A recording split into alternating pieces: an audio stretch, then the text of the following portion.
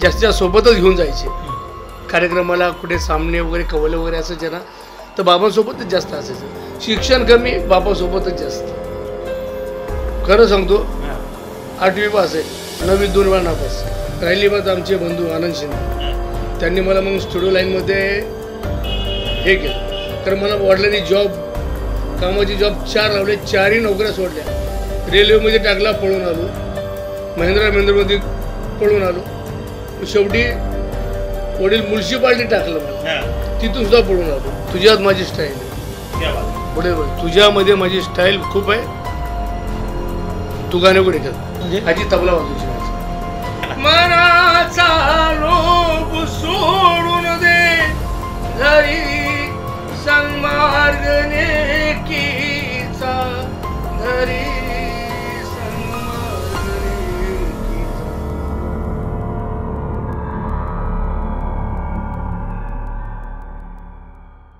रामकृष्ण हरी माऊली. वारकरी वर्षभर ज्या दिवसाची वाट पाहत असतो, त्या आपल्या विठू माऊलीचं त्याने दर्शन घेतलेलं आहे.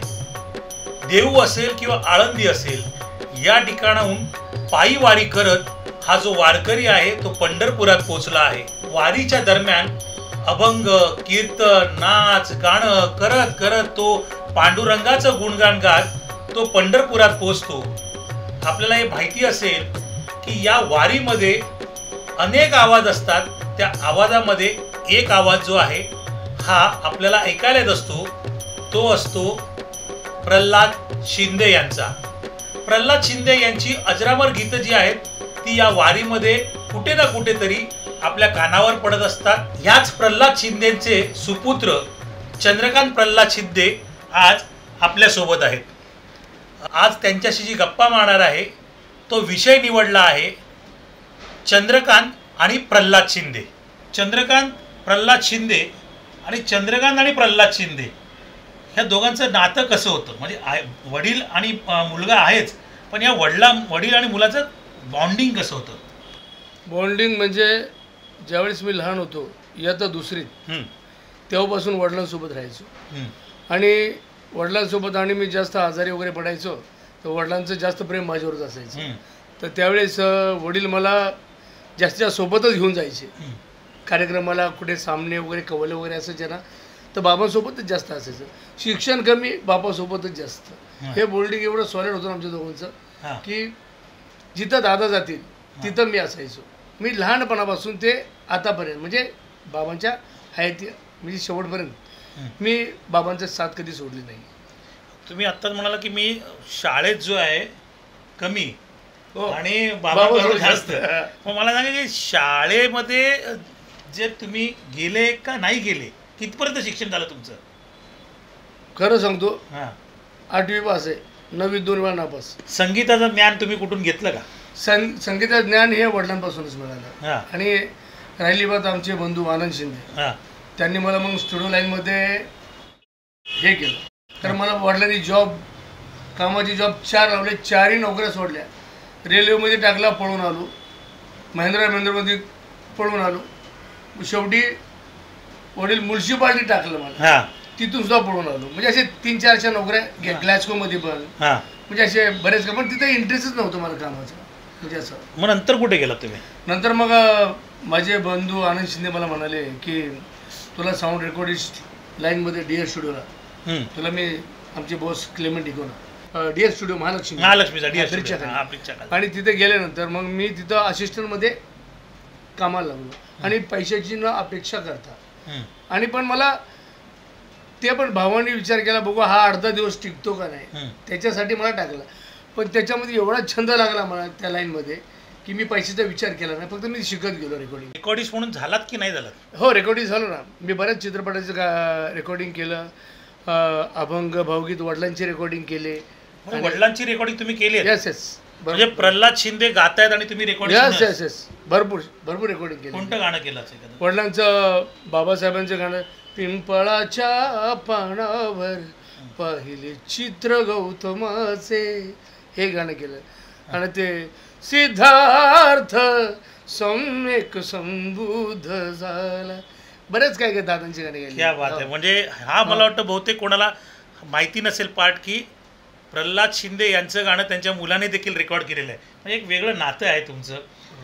तुम्ही रेकॉर्डिस्ट म्हणून आता झालेला आहात. तुम्ही अनेक म्हणजे दादांबरोबरचं जसं तुम्ही रेकॉर्डिंग केलं, असे कोणत्या कोणत्या कलाकारांचं केलं असेल? हेमलता, हं, सुमन कल्याणपूरकर, हं, आशा भोसले हं.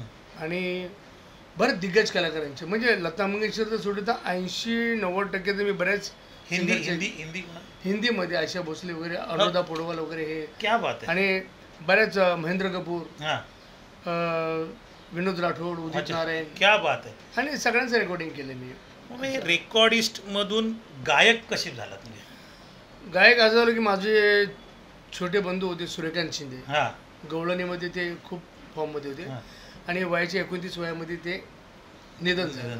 निधन झाल्यानंतर मग आनंद मिलिंद दिनकर हं, हे चांगले फॉर्मला होते हं, गाण्यात, आणि मी स्टुडिओ लाईनमध्ये होतो. तर वडिलांना कुठेतरी माझी झलक दिसत असेल. तर वडील मला काय म्हणायचे, हे छोड दे तू गाणे कोणी कर, हं. हे छोड दे तू गाणे कर. मी नाही दादा, आहेत सगळ्यात, मी कशाला, मी स्टुडिओ लाईनमधून चाललो बरोबर आहे. नाही, तुझ्यात माझी स्टाईल आहे. क्या बात आहे. बरोबर, तुझ्यामध्ये माझी स्टाईल खूप आहे, तू गाणे कोणी कर, मला बोलायचं. हं, पण मी बाबांचं काही एवढं लक्षात घेतलं नाही. हं. माझ्या स्टुडिओ लाईनमध्ये चाललो. आणि मग नंतर मग वडील वारल्यानंतर मग तुम्हाला माहिती आहे 2005ला हं. 1 जुलै गुलाबबाबांची जयंती होती. बरोबर बरोबर आहे. हां, त्यावेळेस मला सुधांशूने स्टुडिओमध्ये फोन केला हां, आणि म्हणाला घाटकोपरमध्ये ये तू. हां. गेल्यानंतर सुधाने मग तिथे 1 जुलैला तुम्हीच होतात तिथे. हां, तर सुधा काय म्हटला, चंद्रकांतला चान्स दे. तुम्ही काय म्हटले, नाही. थांब. आता मला काय माहिती की तुम्ही गायक आहेत. मला माहिती फक्त चंद्रकांत शिंदे, ते पण नाही चंदू. आम्ही फक्त चंदूच चंदू म्हणायचो बोलायचे, हो, बरोबर. की चंदू चंदू चंदू. मग चंदूला गायला ते काय म्हणलं, कशाला रे, असं झालं होतं तेव्हा. आणि मला माहित होतं तुम्ही आणि गाता. बरेच कलाकार होते, विठ्ठल मोप वगैरे विठ्ठल खूप मोप राहिले, होते. बरेच हां. सिंगर राहिले तिथे. हां. हो. तर त्याच्यानंतर मग मी तिथे गाणे गायलं. हां. गाणे गायलं, पब्लिकने मला डोक्यावरच घेतलं हो हो तिथे. हो, आम्ही होतो ना हां, सगळे. हां. हां, तेव्हा मी ते गाणं गायलं होतं त्यावेळेस तिथे. श्री हरी जगत पिता दूर करी तो व्यथा, ऐक सत्यनारायणाची कथा. ते बाप्पा मोरिया रे, बाप्पा मोरिया रे, चरणी ठेवी तो माथा. आणि मग नंतर मग तुम्ही लोक प्रोग्राम झाल्यानंतर आपण भेटलो समोरच. मग दीपक खंडे साहेब आपले हं. भटवाडीचे, हां, घाटकोपरची. हां, घाटकोपरचे भटवाडीचे दीपक खंडे साहेब आणि बाबूश वगैरे बरेच जण होते ते. मग ते मला म्हणाले की चंद्रकांतजी तुम्ही गाणे काय गात तुम्ही. तर मी मी स्टुडिओ लाईनमध्ये म्हटलं असं नाही. तर त्याच्यामध्ये तुम्ही पण होता. तुम्ही म्हटले काय टेन्शन घ्यायचं नाही, तुम्ही गायला सुरुवात करा, आम्ही सपोर्टला आहे, भजनाचे प्रोग्राम देतो. आणि भटवाडीपासून जय साईराम जय गुलाबबाबा तिथून सुरुवात झाली. तुम्ही गाणं जर सुरू केलं तर याच नोटवर एक गाणं मी असं म्हणजे मला वाटतं की तुम्ही घ्यावं. ते पण चंद्रभागेच्या तिरी, कारण आज आषाढी आहे. तर चंद्रभागेच्या तिरी जर गाणं झालं तर खूप बरं वाटेल. चंद्रभागेच्या तिरी, चंद्रभागेच्या तिरी, हुबा मंदिरी तो पहा विटेवरी, विठ्ठल विठ्ठल जय हरी, जय विठ्ठल विठ्ठल जय हरी. दुमदुमली पंढरी, दुमदुमली पंढरी, पांडुरंग हरी तो पहा विटेवरी, विठ्ठल विठ्ठल जय हरी, जय विठ्ठल विठ्ठल जय हरी. मला असा एखादा किस्सा सांगा ना की जो आम्हाला कोणाला माहिती नसेल, पण दादांच्या रेकॉर्डिंगचा असा काही किस्सा आहे का की बाबा काय झालं असेल असं रेकॉर्डिंगमध्ये, दादा कसे वावरायचे, काय त्याच्याबद्दलचा काय किस्सा? नाही, वडिलांचं एक कसं होतं, रेसल करताना एक वेगळा सूर द्यायचे. हां, रेसल करताना. आणि ज्यावेळेस स्टुडिओमध्ये गेलेत ना, हं, मग त्यांना बोलायचे सैतानी सूर, दादांना नाव आले. हां, दादांना एक सगळ्यांनी हे केलेलं, थांबा प्रल्हाद शिंदे उद्या त्यांच्या मूडवर असतं हां, असं. आणि त्यांनी तो सूर दिला ना, काळीचार काळीचारमध्ये दिला. मग नंतर चलो, त्यांची स्टाईलच होती ती. हं, चलो सूर गाय, तर पाठकांना खूप घाल, मधुकर पाठक संगीतकार. हां, हां, प्रल्हाद असं आहे, सूर बाळाव, मग त्यांच्या मूडवर होतं, मूडवर असं. हां. मूड ओढतो. आता ते हे गाणं बघा, नाम तुझे घेता देवा होई समाधान. क्या बात आहे. ते गाणं पण ते आलं की चेंज मूड. नाम तुझे घेता देवा होई समाधान, तुझ्या पदी लागो माझे तन मन ध्यान. वा वा. नाम तुझे घेता देवा होई समाधान. आणि त्या टिपेमध्ये आमच्या खानदानीत कोणी जाऊ शकत नाही साहेब. ते गॉड गिफ्ट आहे, ईश्वराने देण दिलेली आहे नक्की त्यांना. नक्की. कारण मी हा. आता तेच माझ्या मनात आलं हो. होतं की तुमचा आवाज आणि तुमचं व्यक्तिमत्व हे टोटल दादांसारखं आहे. म्हणजे दादांना मी फक्त एकदाच पाहिलेलं आहे एका ठिकाणी, पण त्याच्या आणि एका कार्यक्रमात पाहिलेलं आहे. पण दादांची जी व्यक्तिरेखा आणि तुमचा आवाज आणि त्यांचा आवाज जवळजवळ सगळं साम्य आहे. मला एक सांगा की दादांबरोबर तुम्ही जसं म्हणता की मी लहानपणापासून त्यांच्याबरोबर फिरलेलो आहे, असा एखादा किस्सा असेल का की कुठल्या गावात गेलेला आहेत वगैरे असा किस्सा? त्यांनी माणसाला कधी दुखवलं नाहीये, कुणालाच दुखवलं नाहीये त्यांनी. आणि स्वतः मी कोण आहे हे त्यांना माहीतच नव्हतं. मी कोण आहे लोक होता प्रल्हाद शिंदे, पण दादांना माहीत होतं. दादा काही आता एक ट्रेनमधला भिकारी हो, ट्रेनमध्ये माझे वडील आणि मी चाललो आहे, बसलो आहे तर वडील खिडकीमध्ये असे बसले होते, असं मी बसलो बाजूला. आणि एक आला, मागतो मी पांडुरंगा फक्त एक दान, मिळे जाने मुक्ती ऐसे द्यावे मज ज्ञान. पण त्यांची जे गरीब लोक जे भीक मागतात ना, ते त्यांना एक सवय होती काय, वरचा सुराला बालपणी होते माझे लय खाली घ्यायचे ते वडिलांना खटकलं. पुढे म्हणलं इकडे रे बस जवळ, तर तो आंधळा होता. ते म्हणले वरच्या सुरात बोल, तर तो भिकारी होता. नाही साहेब ते प्रल्हाद शिंदेचं गाणं आहे, त्याच्या टिपीला कोण. दादा म्हणले बघ ऐक, बालपणी भूते माझे मन हे अजान, तरुणपणी संसारात गेले सर्व ध्यान, गेले सर्व ध्यान. बोल.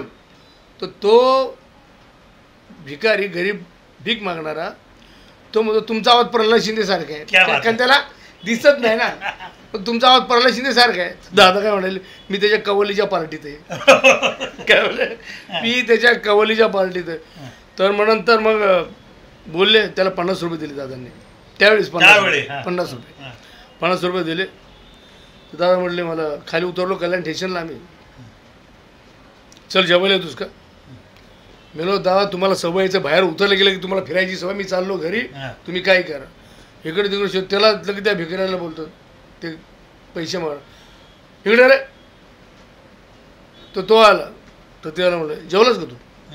तर ते म्हटले नाही आता घरी जाऊन चल माझ्यासोबत जेवायला. खांद्यावर हात टाकला आणि घेऊन गेले. तर मला चिड आली ते. तर मी दादा स्वतःचं स्टँडर्ड का बघत नाहीत हे लोक, स्टँडर्ड का बघत नाहीये की एक भिकाऱ्याच्या खांद्यावर हात टाकून वडील चाललेत म्हटलं. तर एकाला म्हटलं काय समजत नाही. तर तो समोरचा व्यक्ती माझ्यासोबत होता जिथं स्टेशनला, तो म्हणतो चिडण्याचा अर्थ नाही आहे, सगळ्या जगामध्ये श्रीमंत तुझा बापच प्रल्हाद शिंदे श्रीमंत म्हणतो. सगळ्यात मोठा श्रीमंत हा आहे की त्याला कुठला इगो नाही, घमेंड, आझाद माणूस, आझाद पंछी. आणि हा सुखी माणूस म्हणतात, हा माणूस म्हणतो. आपल्यासारखं नाही म्हणतो आपण, पैशाला जपतो, हे करतो ते करतो, प्रेस्टिज बघतो. पण हा व्यक्ती काही बघत नाही, हा ईश्वराने दिलेली देण आहे त्याला. हा आलाय, विठ्ठलाने पाठवलेला, ईश्वराने पाठवलेलं आहे. तू गाणं गायचं, तू असंच राहायचं फकीरासारखं.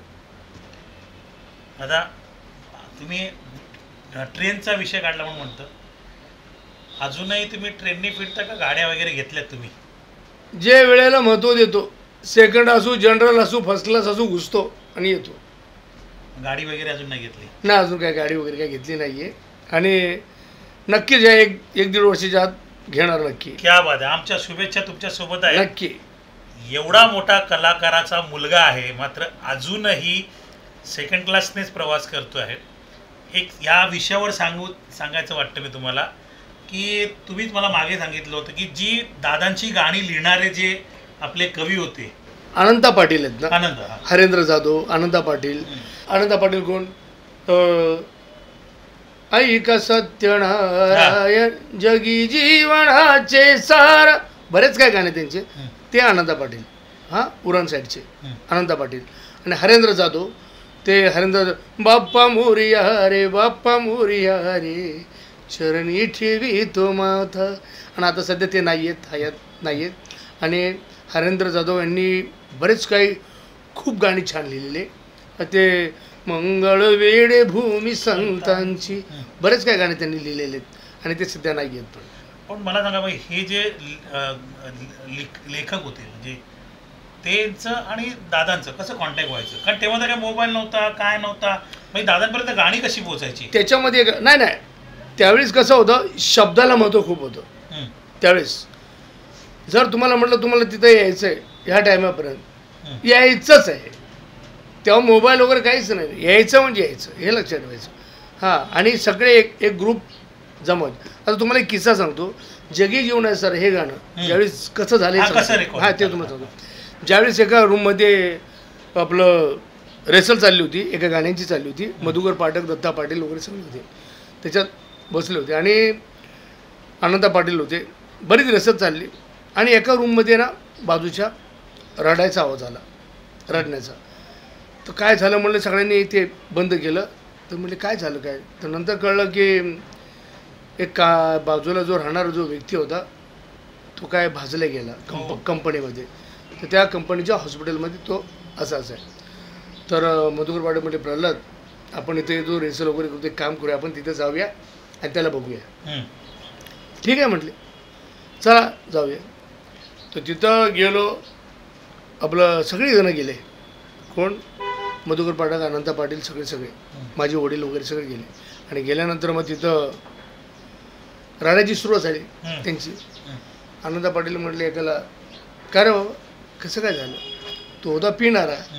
तो म्हणतो काय साहेब सांगायचं याला, म्हणतो हा कामाला जाताना मग सकाळी दारू पिणार, जाणार कामून येणार, घरी आल्यावर बायकोला मारहाण करणार, पगार देणार नाही, काय नाही. म्हणतो जसं करणी तशीच फळ भोगावं लागतं साहेब इथं, म्हणतो.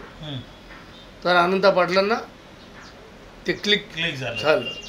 आनंदा पाटील म्हणाले ना, आनंदा पाटील लगेच कागद काढला, एक मुखडा बनवला तिथे आणि मधुकर पाटकांना म्हटले हे कसं आहे बघा. ते म्हणजे उत्कृष्ट आहे, तुम्ही जी लाईन आणली ना खूप छान आणलेली, हां पुढं बनव काय बनवायचं ते.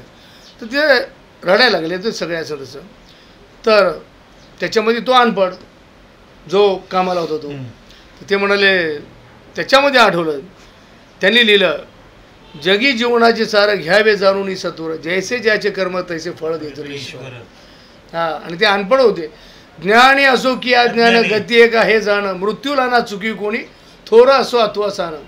सगळे रडत असताना सोड सोड माया सारी, आहे जग हे नश्वर. मग त्यावेळी ते गाणं पूर्ण झालं, अजरामर झालं. अजरामर झालं. अशा प्रकारे तुम्ही बाबांबरोबर, दादांबरोबर जेव्हा तुम्ही जात होतात कुठे कुठे, वेगवेगळे किस्से आपण तुमच्याकडनं ऐकून येतात. पण दादांचा म्हणजे फक्त विठ्ठलाची गाणी नाही गायली, नाही, दादांनी सर्व प्रकारची गाणी गायली, त्यात लोकगीतं पण असतील. एखादं लोकगीत आता तुम्हाला एक सांगतो, प्रल्हाद शिंदे हा सगळ्या जाती धर्माचा होता. करेक्ट. महाराष्ट्रामध्ये सगळ्या जाती धर्माचा होता. सगळ्या जाती धर्मांना त्यांनी असं प्रेम केलं ते त्याच्या गाण्यामधून दिसतंय. आता एक गणपती, विघ्न हरता सुख करता तुची दया घणा, करी भक्ती दे शक्ती बाप्पा गजानना. हे माझं आवडतं गाणं. लोकगीत सगळ्यात पॉप्युलर लोकगीत जर दादांचं झालं असेल त्या काळी, ते सगळ्या आपले गाववाले जे आहेत ना सगळे, आगरी समाज बांधव, कोळी समाज बांधव, इतकं प्रेम केलं त्या लोकांनी दादांवर, खूप प्रेम केलेलं आहे. आणि त्याच्यामध्ये त्यांचं आवडतं गाणं ते, गेला हरी कुण्या गावा, कुणाला नाही कसा ठावा, घुमेला गोकुळात पावा, गौड तो डोळा डोळा बाई डावा. हे खूप आवडतं गाणं. आणि आगरी कोळ्यांचा आलं विषय आला म्हणून विचारतो, काय लग्नगीत वगैरे गायलेत दादांनी? बाप रे, त्यांचं गाणं ते पण, जीवला पुरीला माझ्या जावई बुवा, सांभाळून जा बेगीन का गुदलीवा, सांभाळून जा बेगीन काऊदली वारे जीवलावा पुरीला माझ्या जावई बुवा. त्यांचं खूप आवडतं गाणं आहे.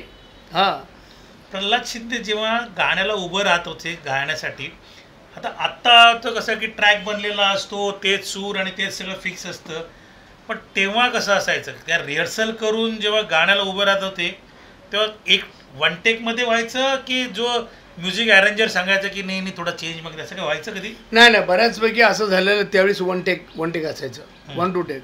चुकलं तर परत पहिल्यापासून सगळं. हो, पहिलं असं होतं. तरी पण काय काय गाणे गाताना असे काय काय प्रॉब्लेम दिसतात त्याच्यामध्ये. आता ते दादांचं गाणं ते कोणतं,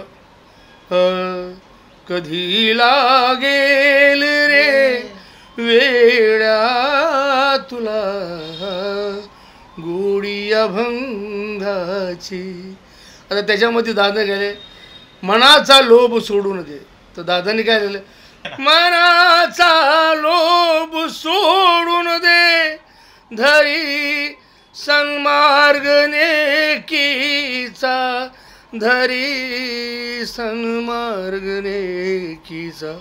हे गाणं मला तर वाटतं कोण गाऊ शकत नाही. माझ्या वडिलांसारखं नाही गाऊ शकत. नाही गाऊ शकत, खरी गोष्ट आहे. नाही गाऊ शकत. असे शब्द काय काय चुकतात पण ते रिपीट करायचे, सगळं लाईव्ह असतं ना. हो, हां. पण हा झाला आता आपण साध्या गाण्यात. कव्वालीबद्दल कसं असतं, कव्वालीची रेकॉर्डिंग कशी असायची? कव्वाली रेकॉर्डिंग झाल्यात? नाही तसंच 1 to टेक. ते त्यावेळी लाईव्ह जुने गाण्याचे तेच असतं.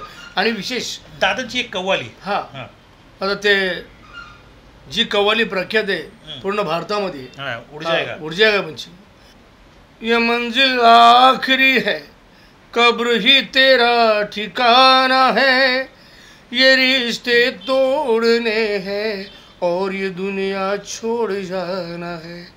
हयात तो मौत कैसी जिंदगी उनकी अमानत है, सभी को एक ना एक दिन मौत का कर्जा चुकाना है.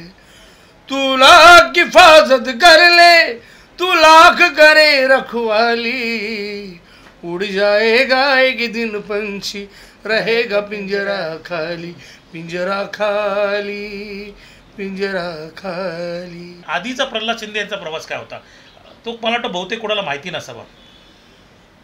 ज्यावेळेस माझे वडील प्रथम इस्माईल आझाद कव्वाल, तर ते कव्वाल जे होते त्यांच्या भागा वडील तबला वाजवायचे. ओके. आणि माझ्या वडिलांना प्रल्हाद शिंदे म्हणजे माझ्या वडिलांना जर तबला शिकवला असेल आमचे मोठे चुलते नारायण शिंदे, आणि त्यांच्यापेक्षा मोठे सदाशिव शिंदे, हे सुद्धा चांगले प्रख्यात वाजवणार. प्रल्हाद शिंदे यांचे भाऊ किती आहे? तीन भाऊ. हां, सदाशिव शिंदे, नारायण शिंदे आणि प्रल्हाद शिंदे. मोठ्यांना सदाशिव शिंदे म्हणजे SB शिंदे बोलायचे त्यांना, त्या नावाने ते खूप फेमस होते आणि ते उत्कृष्ट वाजवायचे सगळेच. आणि या सगळ्यांना जर शिकवलं असेल तर माझ्या आजीने शिकवलेलं. आजीने म्हणजे? आजी तबला वाजवायची माझी.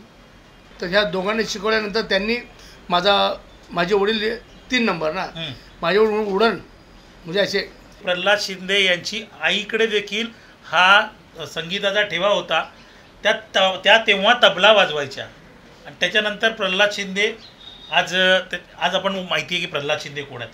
प्रल्हाद शिंदेचं कुटुंब कसं होतं? माझी आजी कीर्तन वगैरे करायची ना. बापरे, काय बात आहे. येस, ती कीर्तन करायची. आणि आम्ही ह्याचे आहे ना मंगळवेढा, पंढरपूर मंगळवेढ्याचे आम्ही. हां, कीर्तन वगैरे करायची आजी. हां. प्रल्हाद शिंदेचं कुटुंब किती, म्हणजे किती मुलं, त्यांना किती, कसं काय? आनंद मिलिंद दिनकर, चंद्रकांत सूर्यकांत संगराज, आणि ॲक्च्युली 3 फॅमिली. तर त्याच्यामध्ये प्रमोद सूरज किरण हे देखील आहेत. आणि एक गीता म्हणून बहीण आहे. आणि मला पण एक बहीण आहे संगीता म्हणून. ओके. हां, तिला पण म्हणजे तिचं लग्न झालेलं आहे. हां, म्हणजे प्रल्हाद शिंदेकडनं पुढच्या पिढीला आलेला वारसा. हो. आता प्रल्हाद शिंदेच्या पुढच्या पिढीची वारसातल्यानंतर आम्ही टी व्हीवर काही बघतो. हां, आनंद शिंदे नंतर त्यांची जी मुलं आहेत ती सगळी बघतो. ही नवीन पिढी कोण कोण संगीतामध्ये? संगीतामध्ये सध्या सगळ्यात फॉर्ममध्ये म्हटलं तर आदर्श आहे आमचा. आदर्श उत्कर्ष आहे. हां, आदर्श उत्कर्ष सध्या फॉर्मला म्हणजे टॉपला आहे सध्या. आणि मग नंतर त्याच्यामध्ये हे जे काय चाललं आहे, आता माझ्या मुलीला युनिव्हर्सिटीमध्ये तिला एंट्री दिलेली आहे आणि ती संगीत क्लास पण करते, संगीत क्लास घेते पण, आणि तिला आता विशारद पण व्हायचं आहे. असा विचार चालला आहे तिचा. हां, त्यामुळे फॉलो करतो. मुलाची पण रिसल्ट चालली, तो 11वी पास आहे, आता 12वीला गेलेला आहे. क्या बात हा आहे. त्याचं चाललं काय ना काहीतरी. आणि माझे बंधू आहेत आनंद शिंदे, हं. पण लोकगीतामध्ये त्यांना तोड नाही. लोकगीतात जर म्हटलं ना, आनंद शिंदे म्हटलं तर एक नंबर. म्हणजे असं आनंद मिलिंद जर म्हटलं तर खरोखरच एक नंबर आहेत, की त्यांना तोड नाही ना. आता जे लेटेस्टमध्ये त्यांचं गाणं फॉर्मलं आहे हं. बाबासाहेबांचं, माझं आवडतं गाणं आहे ते. तुमचं कुठलं बाबासाहेबांचं असं गाणं जे आहे ते फॉर्ममध्ये? कारण आता एक गाणं जे आहे ते गाणं वाजल्यानंतर फक्त चंद्रकांत प्रल्हाद शिंदे दिसतात. ते गार पाहून झाल्यात गार भीमाच्या लेखणीची धार, जे ज्या शक्य ते शक्य करून दावलंय जिद्दीन, ज्ञान संग्रामी रणमैदानी प्रहार केलाय बुद्धीन, अरबार स्फोटक तुफानी बार भीमाच्या लेखणीची धार. हे बाबांचं कुठलं असं म्हणजे भीमगीत एकदम फेमस होतं असं? बाबासाहेबांचं नाही, दादांनी गायलेलं बाबासाहेब. बाबासाहेबांचं गणतीच माझी गुलामात होती, जिंदगीच माझी सलामात होती, तोडली तू माझी गुलामीची बेडी, अशी झुंजणारी तुझी जात होती, जरी संकटाची काळ रात होती, तरी भीमराया तुझी साथ होती. हे आवडतं आहे. क्या बात आहे. भीमगीतांचा कार्यक्रम असताना जेव्हा दादांची गाणी पेश होतात किंवा तुम्ही जेव्हा कुठे ती गाणी पेश करता, सगळ्या ठिकाणी तुम्हाला कोणती गाण्याची फरमाईश जास्त येते भीमगीतांमध्ये? भीमगीतामध्ये हे गाणं येतं आणि एक दुसरं बाबासाहेबांचं गाणं वामनदादा कर्डकांचं गाणं आहे ते मला खूप आवडतं, माझ्या वडिलांनी गायलेलं.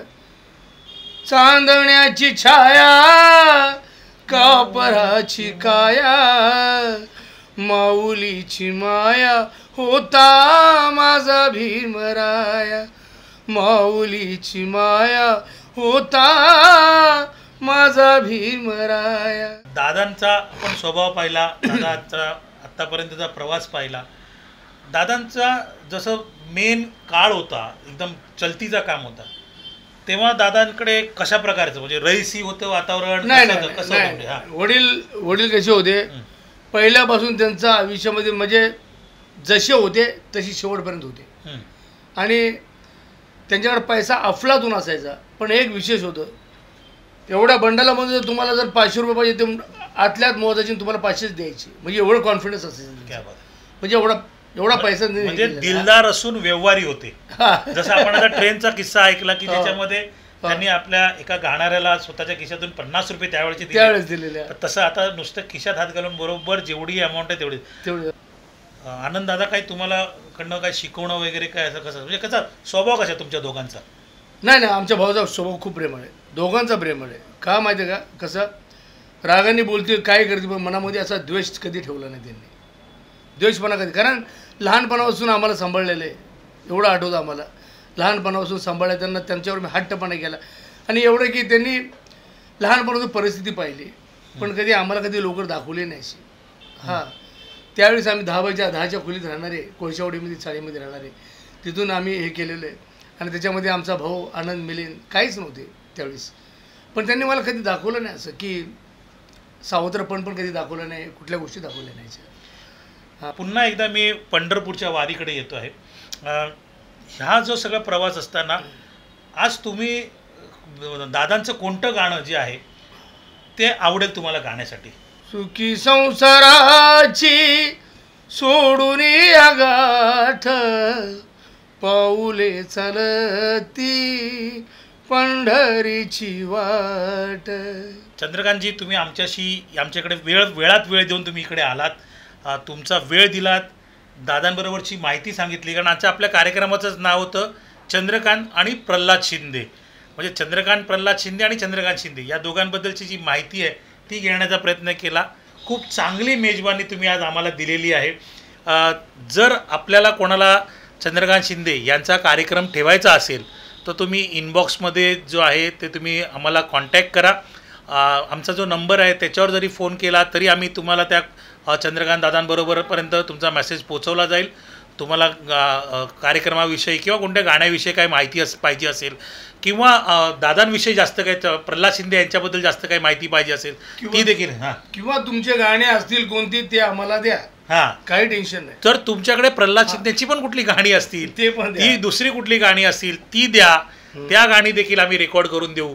चंद्रकांत शिंदे यांचा आवाज हुबेहूब प्रल्हाद शिंदेसारखा होता. त्यामुळे आत्ताचा जो कार्यक्रम आहे हा जसं मला वाटत होतं की मी दादांच्याच बाजूला बसले की काय असा मला भास होत होता. आणि अशाच या कार्यक्रमाची जी आपण सांगता जी आहे ते मला असं वाटतं की सगळ्यांची फरमाईश असेल की एक भीमगीताने हा पूर्ण कार्यक्रम आहे तो आपण इथे आता समाप्त करूया.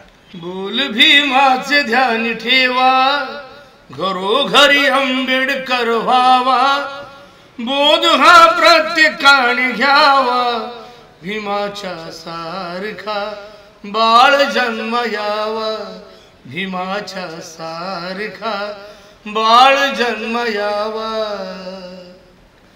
जय भीम, जय महाराष्ट्र. धन्यवाद.